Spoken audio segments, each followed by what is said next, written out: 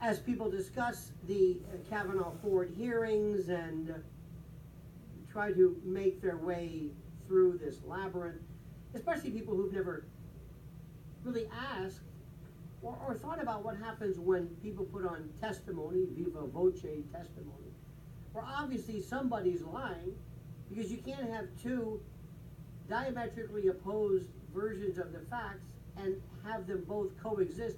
Somebody is either lying, which is defined in law as the misrepresentation of fact with the intent to deceive, or someone has the wrong recollection.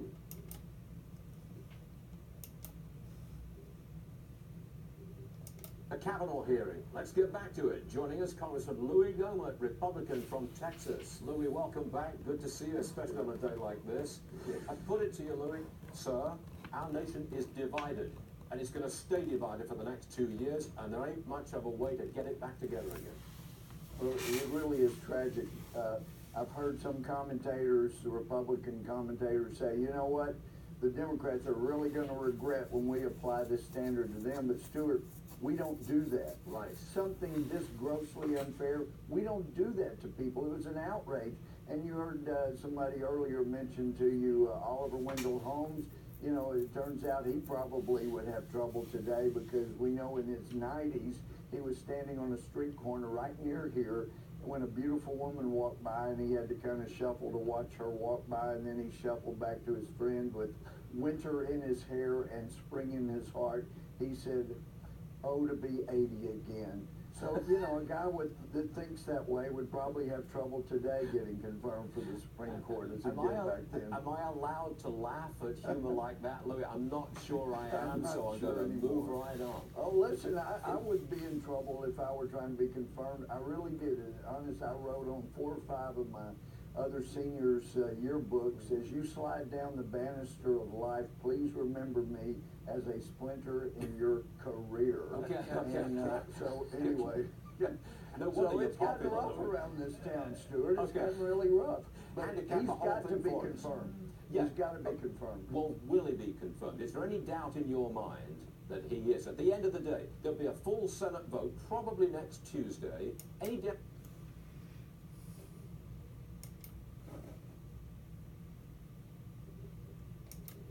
Afternoon, Kavanaugh had struck many who watched him as bookish and academic, the classic temperament of a federal judge. He emerged, though, this afternoon transformed, a man on fire, fighting with everything he had to save his family, himself, and the presumption of innocence. Kavanaugh began his testimony today with an unequivocal denial of the allegations against him. "I did not sexually assault Christine Blasey Ford or anyone else at any time," he said, his voice rising. "The charges are false."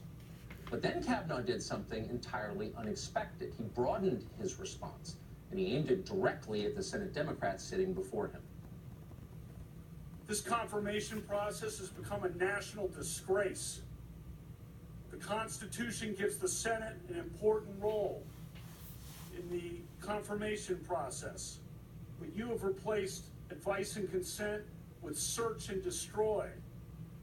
Since my nomination in July, there's been a frenzy on the left to come up with something, anything, to block my confirmation. Shortly after I was nominated, the Democratic Senate leader said he would, quote, oppose me with everything he's got. A Democratic senator on this committee publicly referred to me as evil. Evil. Think about that word. And said that those who supported me were, quote, complicit in evil. Another Democratic senator on this committee said, quote, Judge Kavanaugh is your worst nightmare. A former head of the Democratic National Committee said, quote, Judge Kavanaugh will threaten the lives of millions of Americans for decades to come. I understand the passions of the moment, but I would say to those senators, your words have meaning. Millions of Americans listened carefully to you. Given comments like those, is it any surprise that people have been willing to do anything to make any physical threat against my family, to send any violent email to my wife, to make any kind of allegation against me and against my friends, to blow me up and take me down. You sowed the wind. For decades to come, I fear that the whole country will reap the whirlwind. No Supreme Court nominee has spoken like this in memory, not even Clarence Thomas. But then none has been accused more recklessly or with less evidence than Brett Kavanaugh has, and he did nothing to hide his rage. This whole 2-week effort has been a calculated and orchestrated political hit, fueled with apparent pent-up anger about President Trump and the 2016 election, fear that has been unfairly stoked about my judicial record, revenge on behalf of the Clintons, and millions of dollars in money from outside left-wing opposition groups. This is a circus.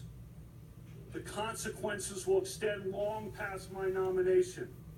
The consequences will be with us for decades.